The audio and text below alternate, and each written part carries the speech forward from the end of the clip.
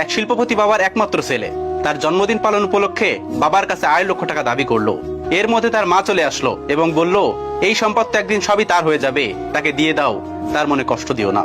বাবা তখন বললেন, আমি তোমার ছেলেকে যদি একটা উড়ান্ত প্লেনের পাইলটের সিটে বসিয়ে আমি সেখান থেকে নেমে পড়ি দায়িত্ব দিয়ে, তাহলে কেমন হবে তুমি বলো?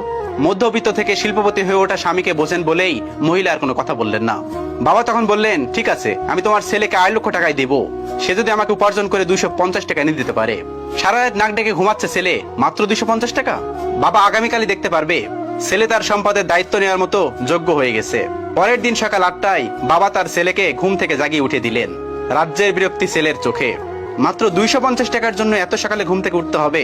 রেডি হয়ে নাস্তা সেরে একেবারে ফুলবাবু সেজে 250 টাকা উপার্জনের জন্য বের হয়ে গেলেন। পকেটে একটা টাকাও নেই, সাথে দেখার জন্য বাবা একটা লোকও দিয়েছেন। ঘর থেকে বের হওয়ার পর তার মনে হচ্ছে সে যেন একটা সমুদ্রের মধ্যে হাবুডুবু খাচ্ছে।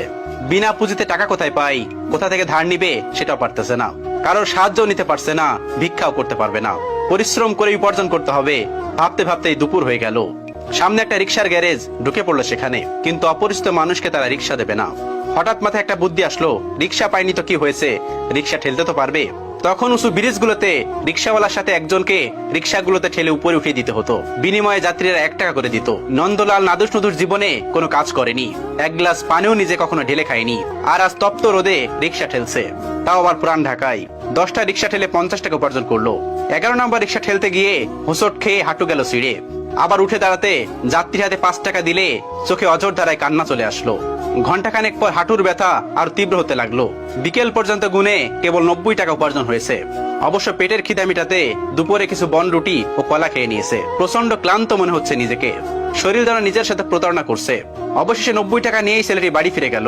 ক্লান্ত শরীরে চোখে পানি নিয়ে বাবার সামনে গিয়ে দাঁড়িয়ে বাবার হাতে 90 টাকা দেয়। বাবাকে জড়িয়ে হু হু করে কাঁদতে কাঁদতে বলল, আমি পারিনি বাবা। তখন মায়ের অজর ধারা গুনগুন কান্না পরিবেশটা আরো ভারী করে তুলছে।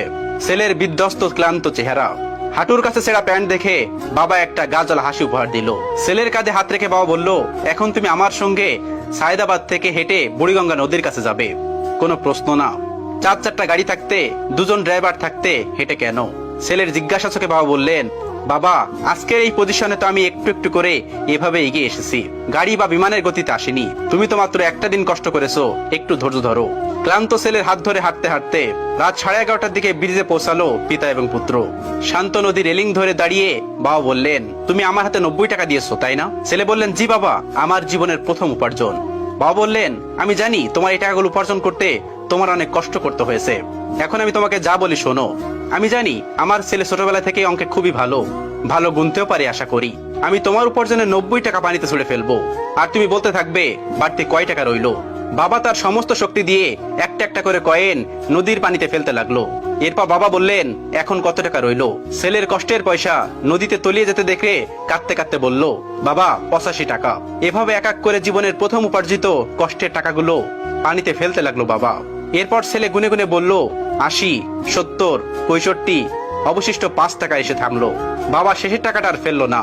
পয়সা ফেলা বন্ধ করে বাবা ছেলেকে বলল, তোমার উপার্জনের 90 টাকা আজ আমি নষ্ট করতে তুমি কাঁদলে, আর আমার কত টাকা তুমি এভাবে নষ্ট করছো তার হিসাব আছে তোমার কাছে? কোথায়? আমি তো একদিনও কাঁদিনি। আজ তোমার অনুভূতিতে যেমন কষ্ট লেগেছে, আমারও ঠিক তেমন উপলব্ধি আছে কষ্ট উপলব্ধি করার জন্য। তোমার শেষের 5 টাকার কয়েনটা আমি রেখে দিলাম, আমার সন্তানের প্রথম উপার্জিত টাকা। এটা একজন পিতার জন্য গর্বের একটা প্রাপ্তি। এটা স্মৃতি হিসাবে আমার মৃত্যুর আগ পর্যন্ত আমি আমার কাছে রাখবো। তুমি কাল তোমার মায়ের কাছ থেকে 2.5 লক্ষ টাকা নিয়ে নিও।